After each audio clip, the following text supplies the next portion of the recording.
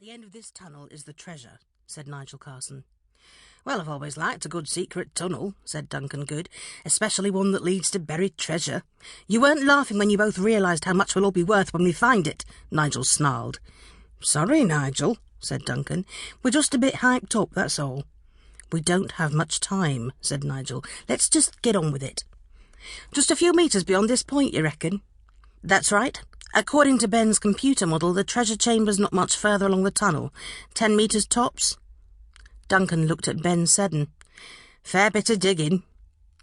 Ben was staring at the tunnel end as if he could see through it to the treasure beyond. "When do we start?"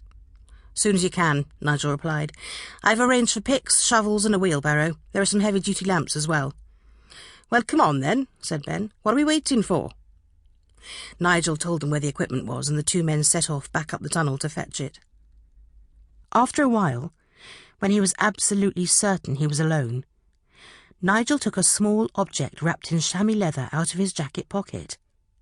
Carefully, he unwrapped the little parcel. Inside was the stone. He honestly didn't know what else to call it. To him, it was always just the stone. It was smooth and dark, and it was warm to the touch. Always. "How close?" Nigel asked. He rested the fingers of his right hand on the stone and closed his eyes. After a few moments, he could feel heat spreading through his hand and arm. Slowly, slowly, the warmth entered his mind.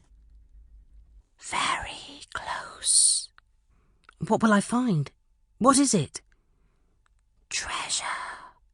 "Yes, I know, but—" Nigel swallowed. "There has to be more, doesn't there?" "The rising is near." Nigel didn't understand half of what the stone said to him, but it didn't seem to matter.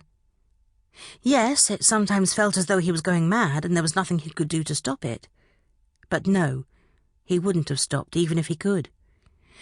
Not even when the stone forced its way deep inside his mind and made him fill the empty tunnel with a dark, desperate scream of pain. "I wish every day could be like this," said Martha Jones. She was walking through the woods, occasionally feeling the heat of the sun on her skin as it dropped down through the bright green leaves above, listening to the sound of the birds singing from the branches. It was a lovely day to be on Earth. "Be careful what you wish for," the doctor commented. "Why?" He shrugged. "Well, I can't imagine ever wanting every day to be the same." Martha took him by the arm and pulled him closer.